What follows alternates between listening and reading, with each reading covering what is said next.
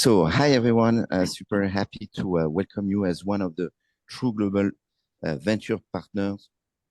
I'm glad to kick off this first TGV podcast where we are going to talk about investing and building the digital infrastructure of tomorrow with Fanny Philippe, the COO, and Romain Nouzareth, the founder and CEO of SATO Technologies.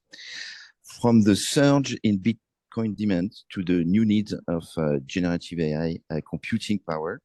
To prepare this podcast, I have received actually tons of questions on social network for you too, from different regions in the world. So let's try to give a global overview on what's going on in this business. To keep the TGV spirit, we will take questions from the chat. So for the audience, do not hesitate to ask your question in the chat. I will pick up some at the end of the session. We go for, I would say, 30 minutes. And to keep it dynamic, I will try to ask short questions. And my two panelists will try to provide sharp answers. So very quick self-introduction of you, Fanny, and tell us briefly what brought you to Bitcoin. So I'm currently CEO of SATO Technology, but in my previous life, I was an auditor for more than 10 years. So my background is reporting, financial, working everything around the numbers, let's say like this, and ECU, so a private company, before turning SATO Technology, became one of my clients in 2018. So that's when I joined this new ecosystem and all the challenges about managing digital asset and accounting digital asset. We're gonna have a few questions about this later. Excellent, Romain.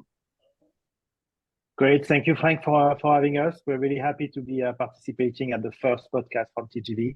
It's a pleasure to be here and to see so many faces that we've been working with for the past 12 even 2 years now, as when TGV became an investor in the company. My name is Romain Nouzareth. I'm the CEO of the company.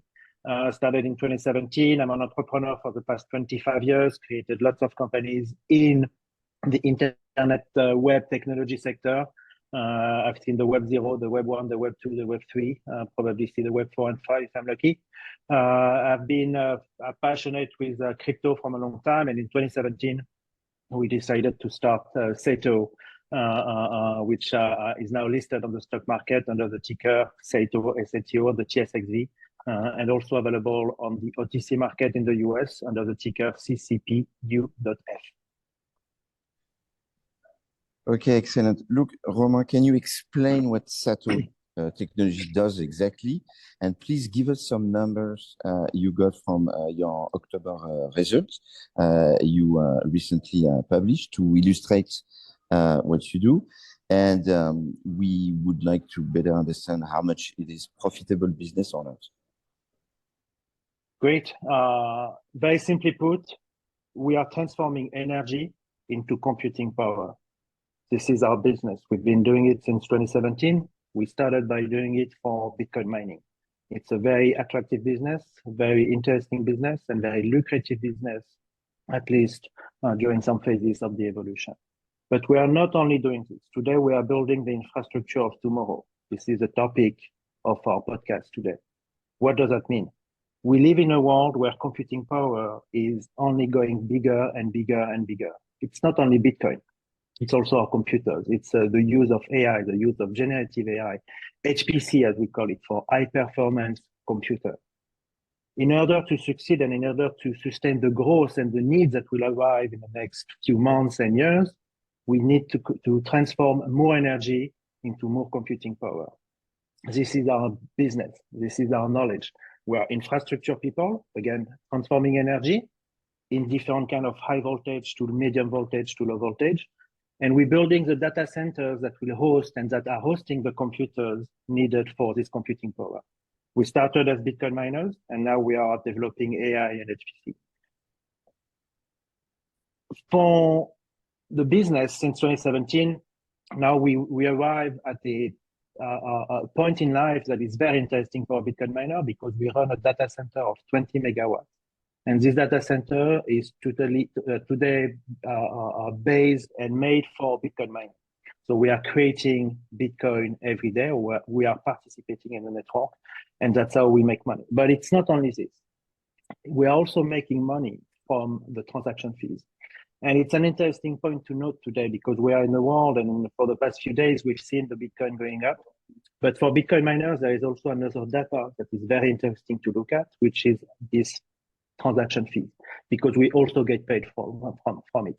And right now, the fees are increasing and increasing, and it's a good future for us for being even more efficient into our Bitcoin mining.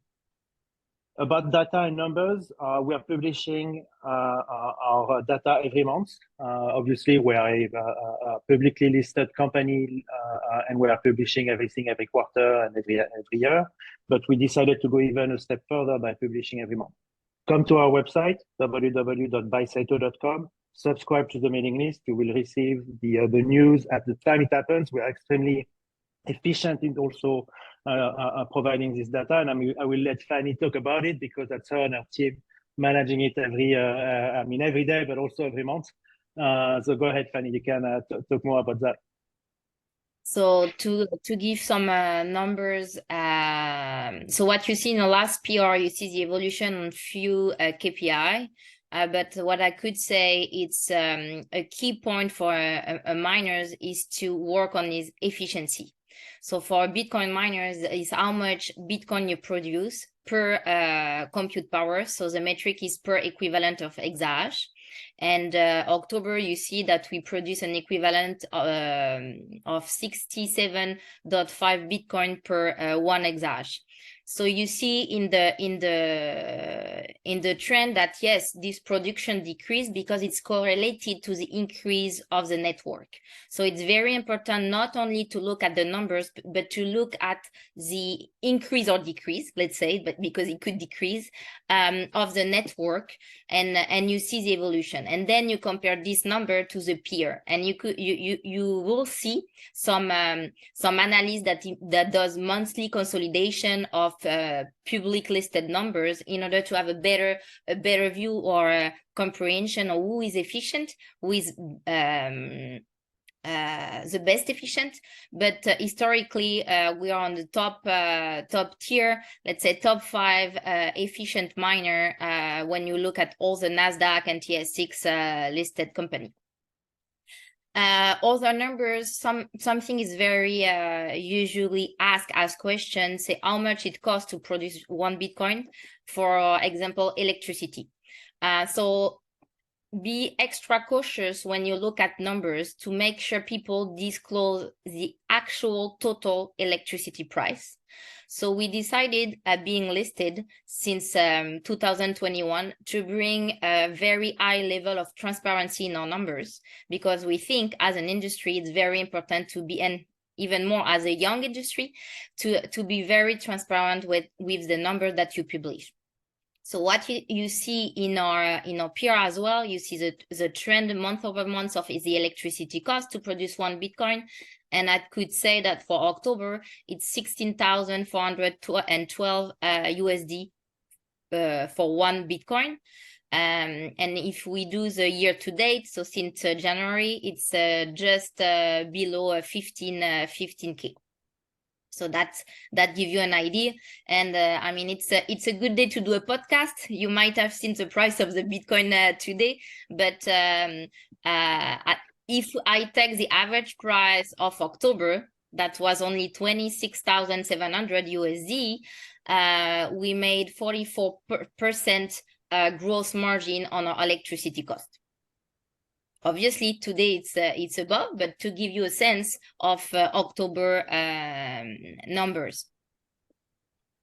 And I would add, it's also a benefit right now, this increase of Bitcoin, because you can see in our monthly result that we make a certain number of Bitcoin per month, around like 36 Bitcoin per month, but it also translates in US dollars. And by doing only the same thing, the fact that the Bitcoin is 30% more means that next month we will make 30% more revenues. So it's mathematical, and that's also the benefit of having an increase of the Bitcoin price, plus also the fee, like I was telling before. But to sum up, what we are showing by this number is that with a data center of 20 megawatts, we show that we are extremely efficient. We show that we know how to run our operation. We show that we've been able to increase our computing power the right way and at the right cost. When you look at the enterprise value we created with the number versus the number of investment we received, we are probably the best miner in the world. When you look at our result, when we look at our efficiency, we are always topping the top 3, top 4 best miners who are publicly listed. So now we are in a position to say, look, we're doing right for 20 megawatts. We want to do it for another 10 times, 200 megawatts or more. We are in a business where it's a linear business. We can deploy more capital and go faster and bigger. It's transforming energy for 200 megawatts or 400 megawatts. For us, it's going to be the same thing in the next month.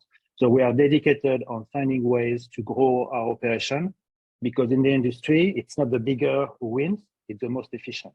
But once you're efficient like we are, you want to grow as big as you are. And this is exactly where we are in that time, because we are in a market that is, we hope, the start of the next bull.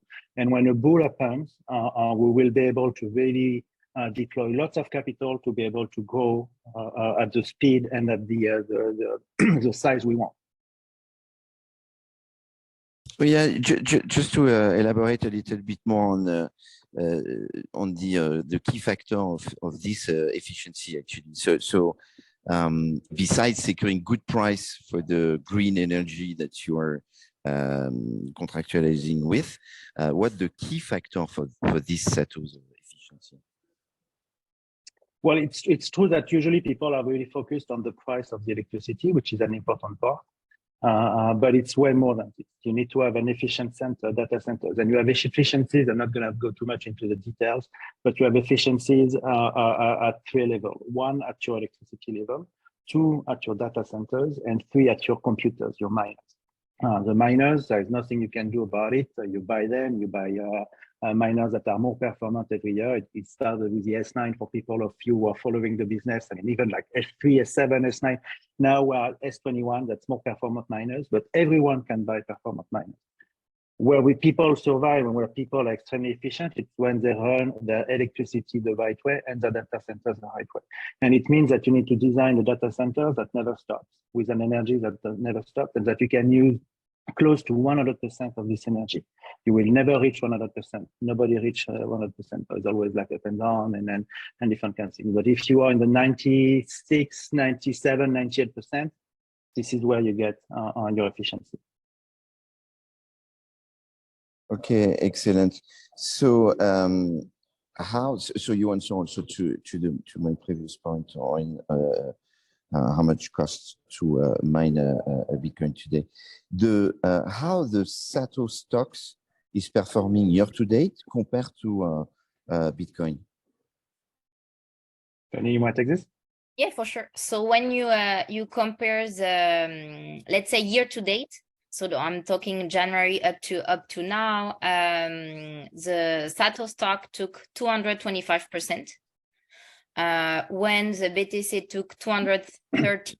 That's the data from yesterday after the closing. So SATO stock outperform the Bitcoin. What we see, you know, the up in the markets, you have always the first being listed on the Nasdaq, and then it's you have like a second wave for the one listed on the TS6V. So you have this small time between the two.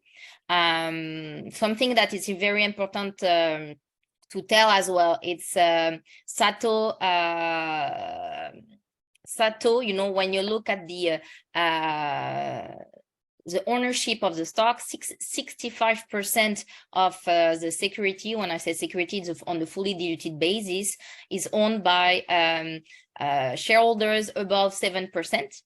and they have a long-term vision. So when you have less people that want to sell, obviously the in and out, the fluctuation has an impact. So this has an impact on the volume, and that's what we know as of today, and that's one of the key matters that we are working on as a management and board members. But it's something very normal when you have a very strong position, which give a very important alignment with the strategy and long-term vision of the company. So if you look at the decision that was made in the past year, we switched being an hosting provider for 75% to 100% self-miners during this summer.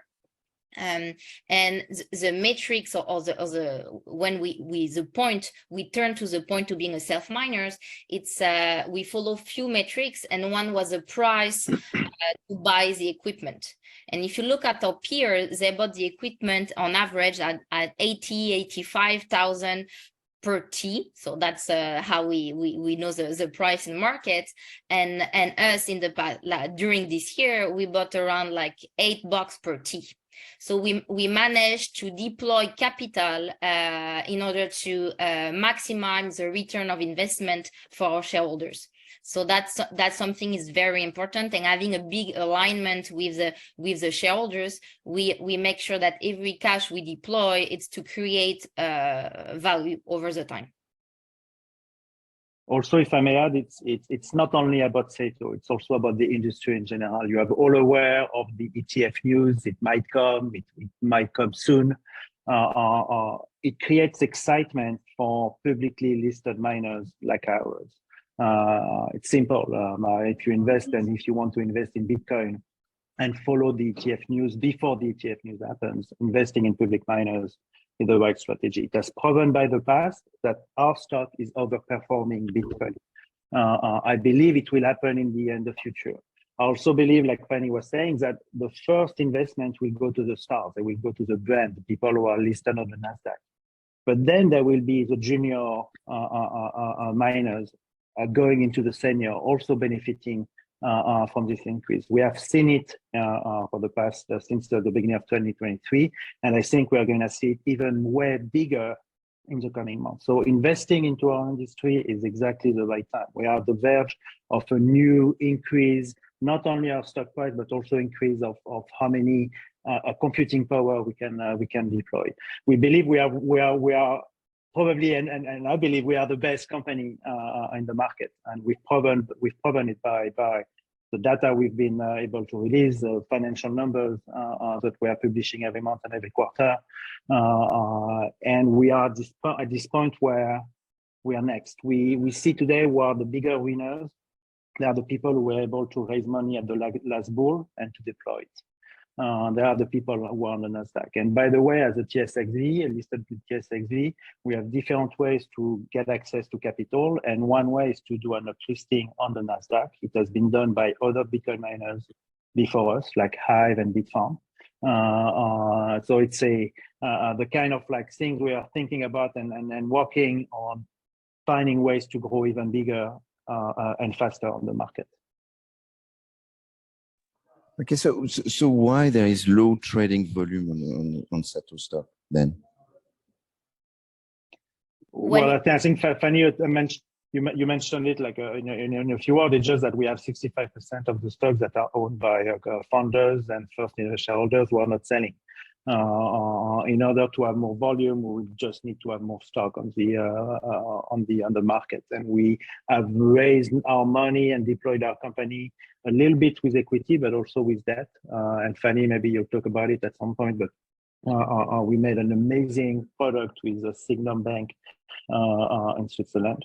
Yeah, we will come back in order on that. To get more volume, we need to have more shares on the tradable on the market. Okay, yeah, we will come back on that topic in particular.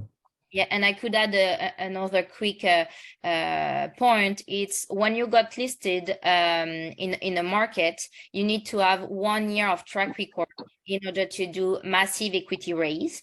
And us being listed in September 21, we could do, we could do, let's say, a base shelf and use an ATM like the other that already on the TS6V, and that might, you see today, maybe have a better increase in their share price. But us, that was September 2022. Obviously, that was not a good time to launch an ATM on the market. So, we always, as a company, has to play with the market, and it's very difficult to time everything. But that's one of the reasons we couldn't do before 2022 September a massive equity raise on the public market. Now we are ready, and that's what the alternative or the option that Romain explained, either only on TSX or through the dual listing or through a different vehicle. Okay. And let's I'm sorry to add, just let's be also very clear. Being a publicly listed company, recently listed in a bear market, is extremely difficult. It's hard. Yeah. So let's move on with the next question.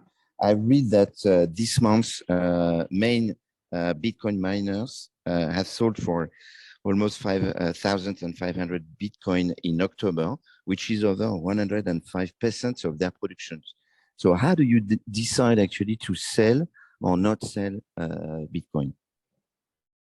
So we had a mixed strategy in order to be to give us the flexibility. October, when you saw in our PR, we sold 91% of our production.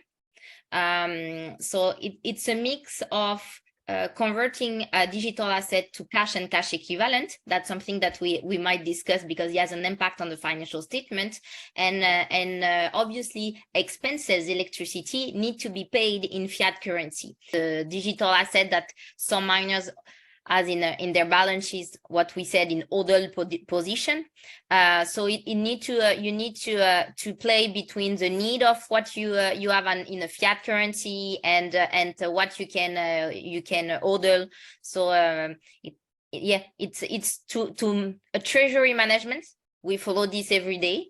And obviously we need to have a cash position in order to pay our expenses in cash. As I said, 70% of our costs are electricity. So it's for now, at least, it's been paid in dollar and not Bitcoin. And also the Bitcoin you make, you also need to consider them as a way to grow. It's an investment vehicle. We have access to debt, we have access to equity, but we have also access to the Bitcoin we make.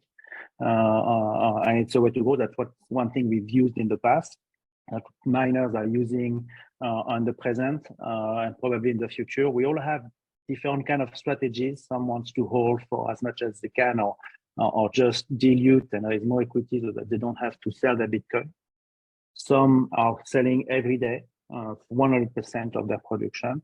We have more an opportunistic way of doing it.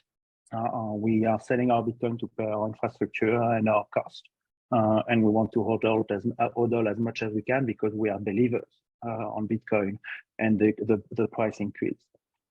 We have two events coming, as we were talking about, the ETF, which we discussed, and it's also possible it never happened, so we need to be cautious about it. But we have also an event that is very important into our business. It's called the halving. And it's the fact that the block is producing twice less Bitcoin every 4 years. So our revenues and our mining power will create half less Bitcoin. So this is why you need to be prepared to this kind of situation.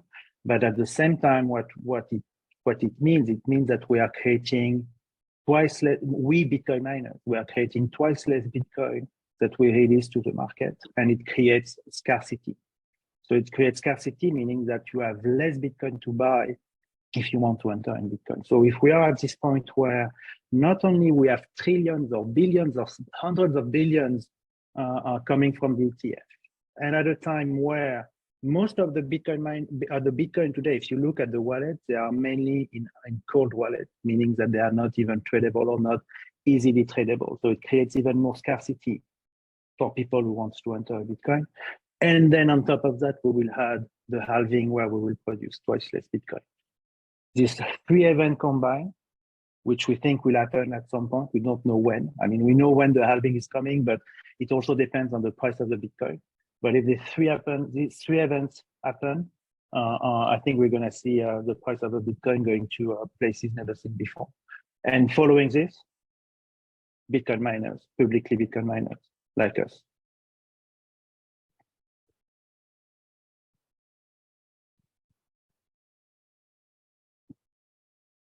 Frank, do you want to take you on mute?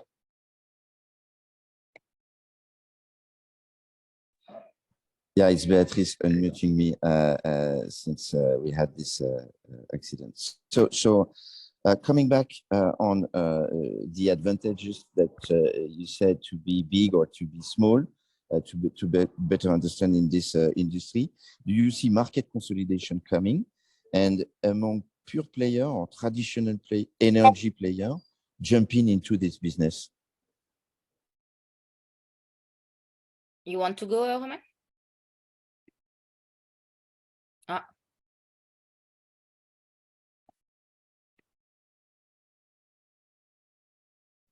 There you go. Yeah, now I put myself on mute anyway. Yeah, consolidation has happened already for some miners. You've probably heard of a consolidation from a company called Hut 8. They are listed on the Nasdaq and they consolidate with a private Bitcoin miners called US Bitcoin. It has happened like maybe 7-8 months ago. It's still in the process, and it was seen as a merger of equals. What is interesting to see in the industry is that today we have access to energy almost everywhere in the world. Yes, it's still difficult, but finding the right energy point, the right PPA, the power purchase agreement, finding the right sites, finding the right teams, this is where we excel because we've done it ourselves. We've done it for the past 6 years. We've seen lots of things in the market. And one way to go is to go and find sites who are already operating. So yes, it has started. We are part of it. We are looking, and we have already said it publicly. We are looking for a target to acquire. Mainly, we're looking in North America, Canada, and the US, and some part of Northern Europe. But we're open to any projects because we know how to find the right projects. We have 20 megawatts. We need to go to 200 megawatts or more. We will do it by building our own data centers, but also by acquiring data centers that are already running, not only for Bitcoin mining, but also for AI, HPC, or any kind of data centers. Data centers doesn't really mean anything anymore. You have different type of computing power for each type of data center. So yeah, consolidation, I think it's coming. We are going to see it more. Okay. Yeah, it creates even more interest in the business. And so on the traditional maybe energy player and the fact that your data center is located in Canada on a hydraulic power station, can you elaborate on the green aspect of it and how it could potentially be the business model of the green transition, or how it could be really attractive for traditional renewable energy player? Well, it's true. I mean, in Canada, in Quebec, where we are, we use hydro energy. It's super clean, producing almost no carbon emission.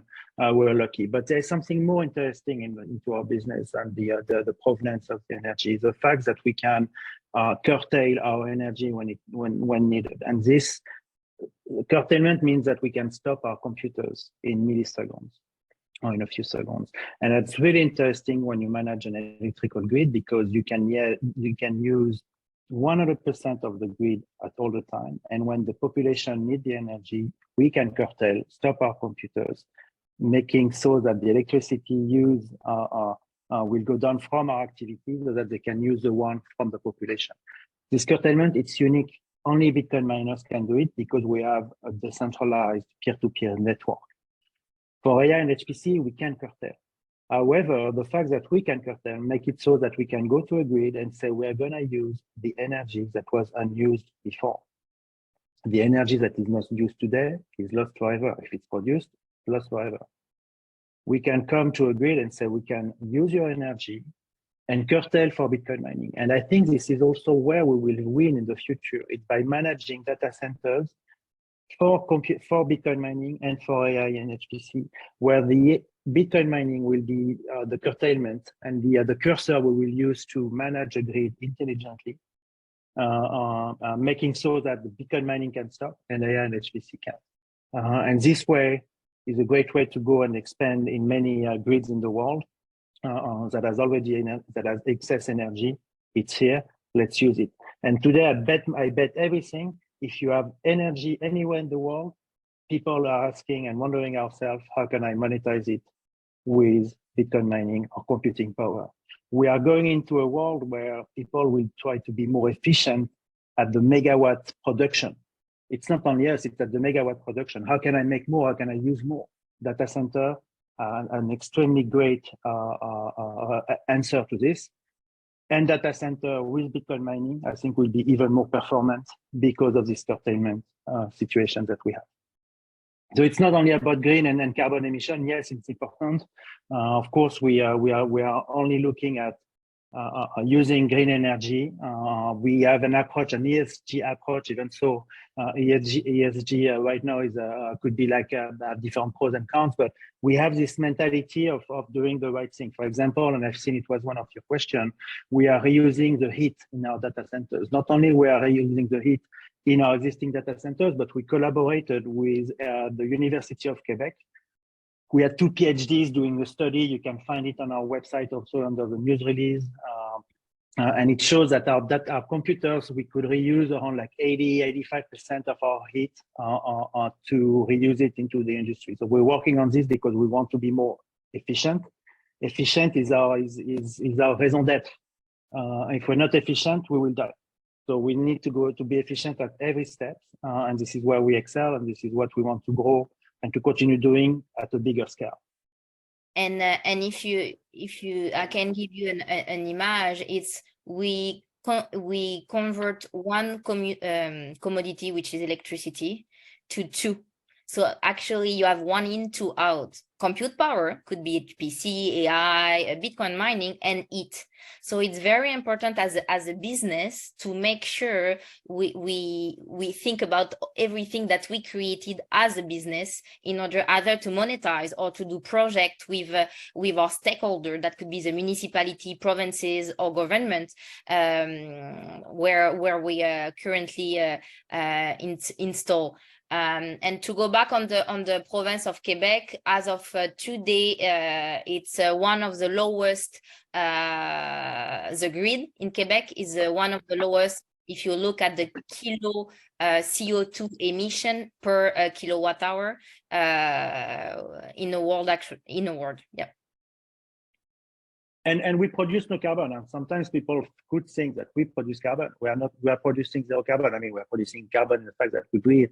And then we have people coming into our data centers, but our computers are not producing carbon. Our energy is. And in Quebec, our energy is almost not at 99% renewable and with a very low footprint in carbon emission. Okay, very clear. Look, coming back on the potential of BTC ETFs, when I look at the gold ETF providers, I see investments in gold mining companies. So do you see same patterns coming to the BTC ETFs with a bunch of ETF Bitcoin provider coming? Yes, the pattern should be pretty similar. We should expect some hedge fund manager that's gonna diversify their position, even in different miners, and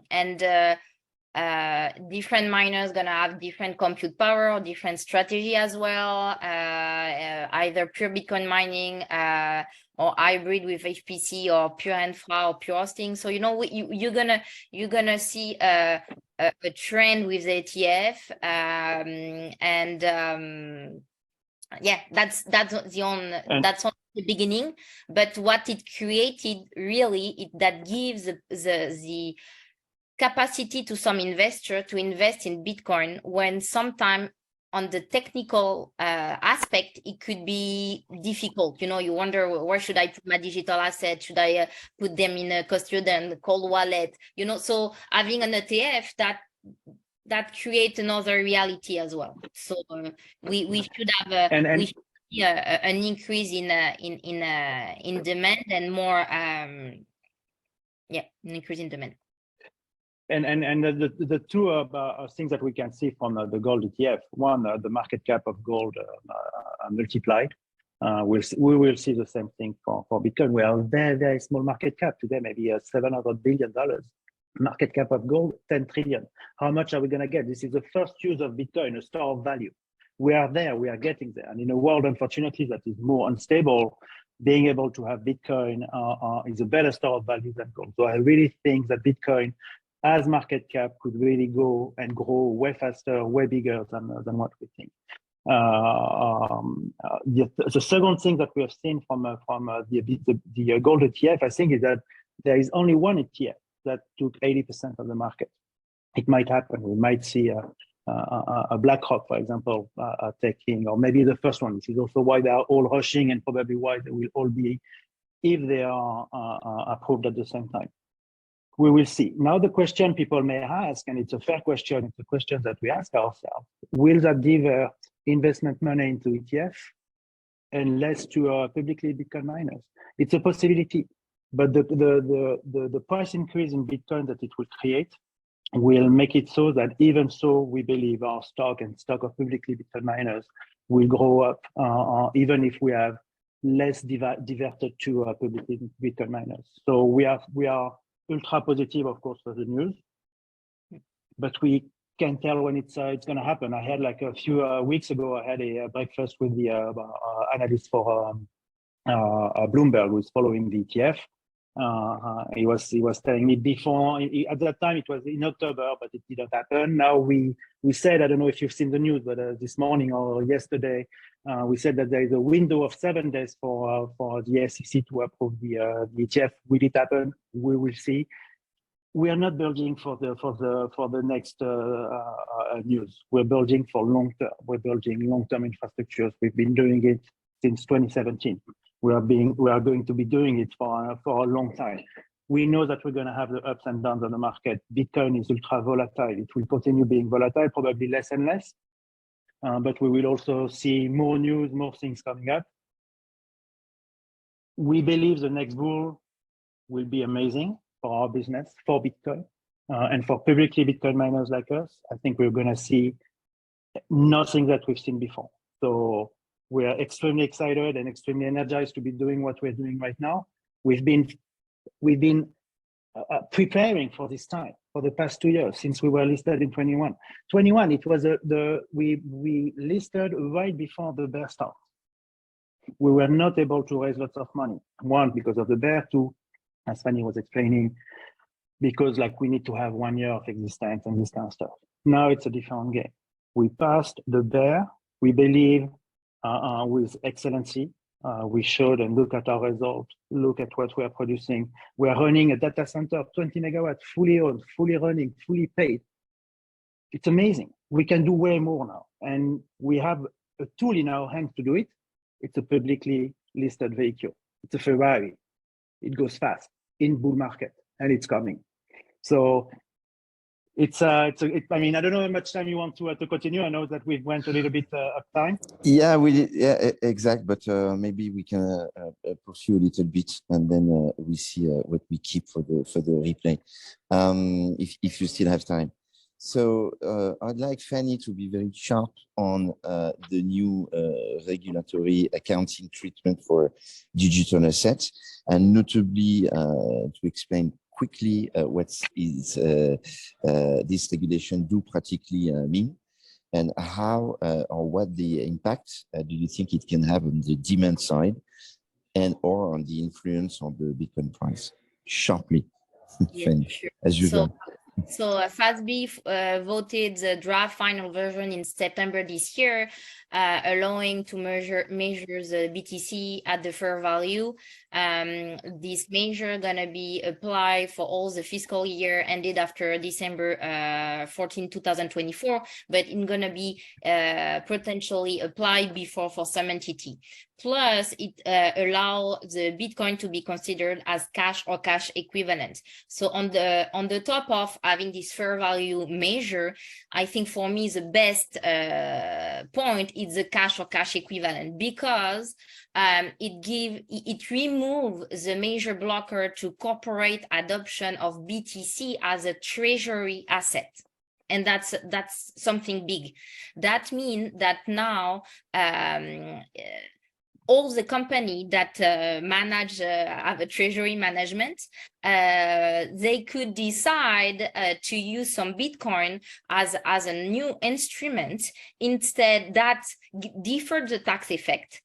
Instead, for example, to invest in T-bill or to vote dividend that then have a tax effect for the shareholders. So it's a major effect. So now you're going to see all these corporations in North America that use the FASB, that to comply with FASB, that could buy some Bitcoin. One example is MicroStrategy, for example, but could buy Bitcoin as a treasury asset. So that's a key a new change that is massive for, I think, for all the industry. I mean, we were working for a long time as CPA for this, and we were very glad that it changed. Just to make very clear, SATO follow IFRS. So the fair value at each reporting date, we already have this fair value measure, but obviously now we are waiting to see if IFRS follow these FASB rules about the cash or cash equivalent. Okay, excellent. Let's talk about ordinals, and notably, we said that the fees for the compute for mining Bitcoin have been straight to the roof by 900% recently. So, is it linked to ordinals? What kind of impacts in the long run ordinals has on? Is it beneficial to Bitcoin, to the industry, or only to the miners? So just to give a quick explanation, ordinals are seen, and people in ordinal hate this, but they are seen as NFT on Bitcoin. And the fact that you can inscribe a JPEG, a sound, or whatever you want on the Bitcoin blockchain.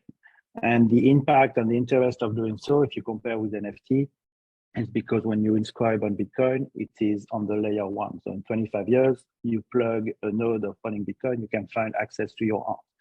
It's not the case for NFT. An NFT, you buy a smart contract with a link, and with this link in 20 years doesn't work, you lost everything. What is more interesting and to your question, yes, this is why we are seeing more fees, because ordinals are increasing. We have more people going into collecting. It's very similar to what we've seen in the NFTs in 2018. It's really the same thing, the same craziness around Bitcoin. Now you are going to have a game in the Animoca brand, I think, who's dedicated on publishing and developing on Bitcoin. It's really interesting. It creates more fees because it creates more activity. People are using the block space, are using the Bitcoin to inscribe more things. And it's good for us as Bitcoin miners because we make more revenue. It's also something that we need to look at carefully because we don't want to increase the fee too much, because then it becomes less interesting to use the Bitcoin network. Also, we are in different evolution of the Bitcoin network, and it's also why it's really interesting to be working on this at this moment, because there is a Bitcoin L1 that we serve as being a Bitcoin miner, and we extract the most Bitcoin value we can from our mining power.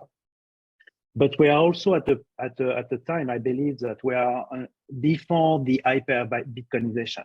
I also believe that we're going to have an hyper AI exponential growth. But if we talk only for Bitcoin, we are at this point where it works extremely well for a store of value, but we are finding ways for people to use Bitcoin on a day-to-day basis. And ordinals have been possible from an evolution of Bitcoin called Taproot. Probably heard of this address called Taproot address.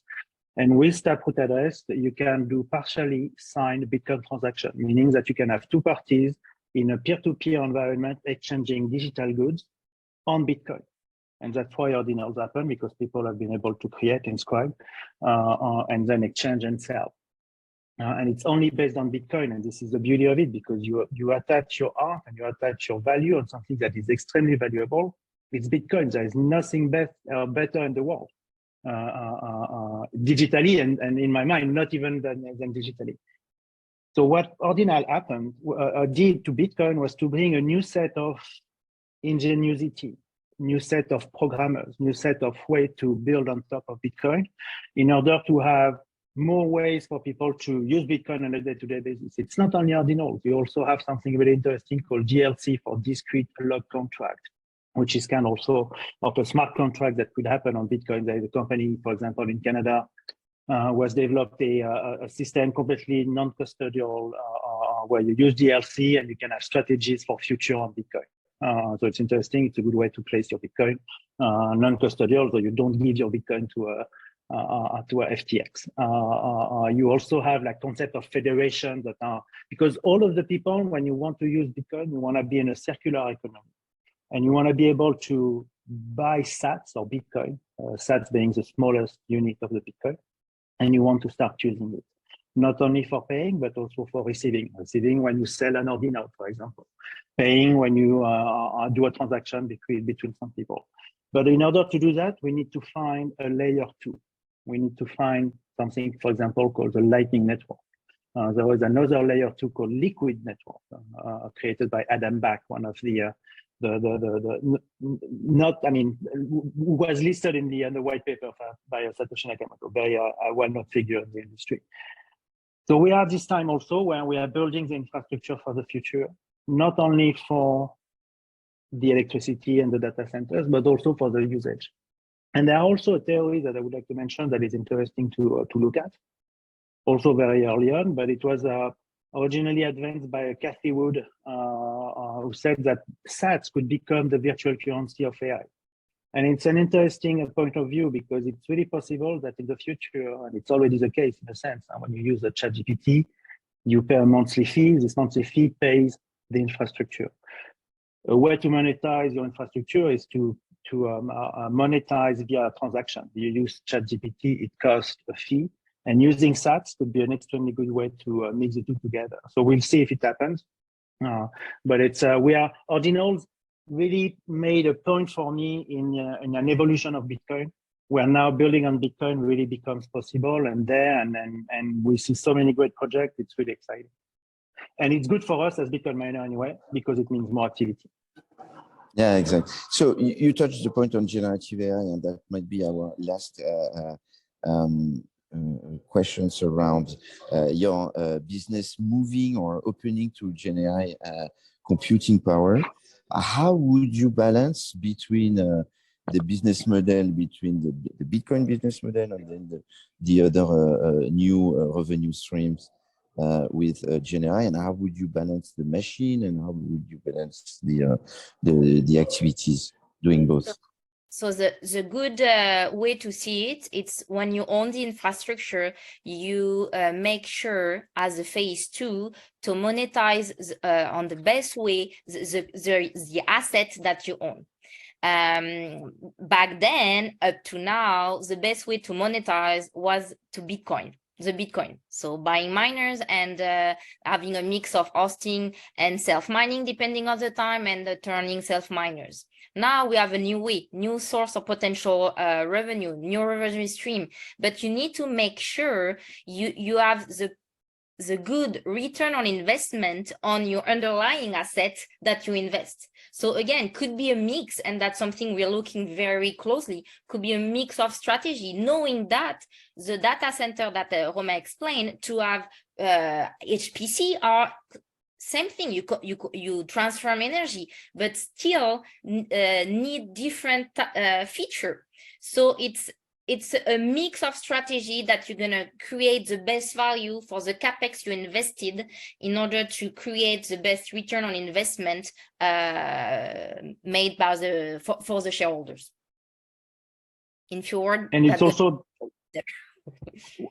One thing that is also important to note is that data centers and infrastructure of data centers for AI and HPC are different than from Bitcoin mining.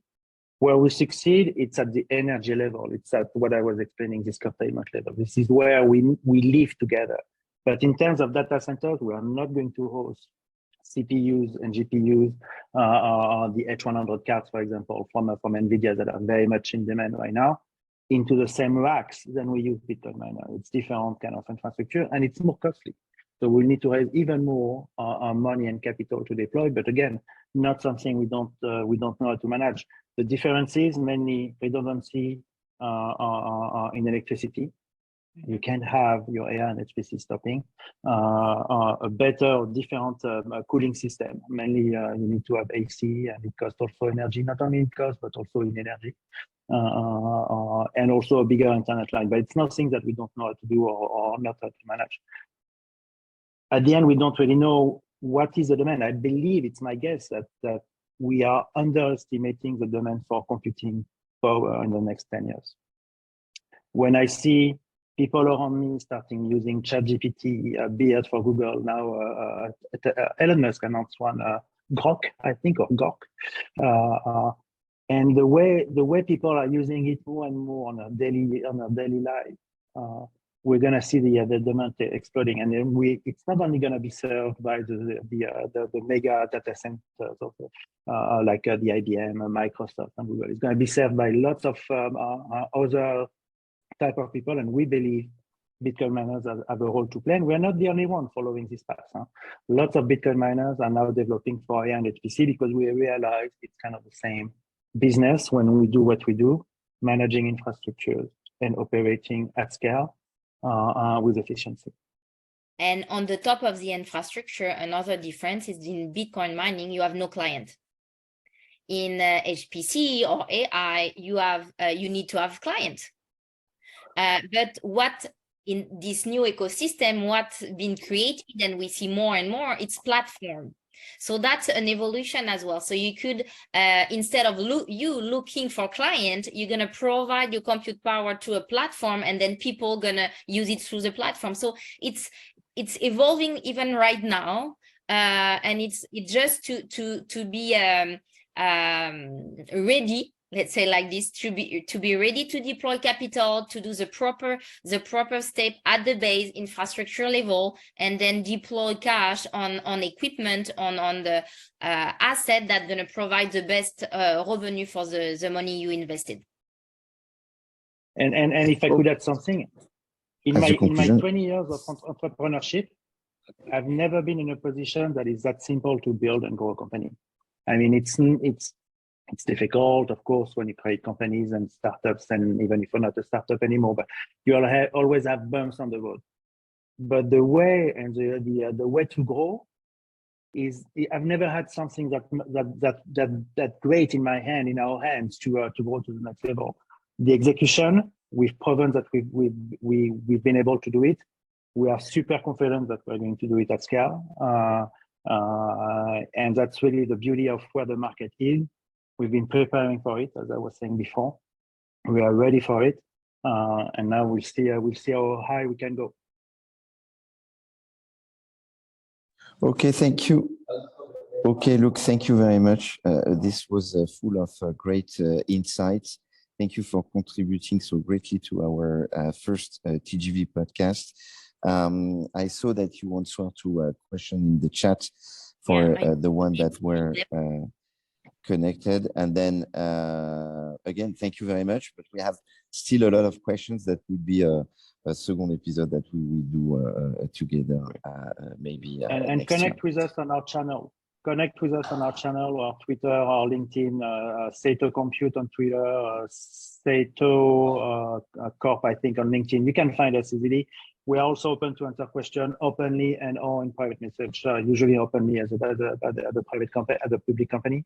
But we are open to the conversation.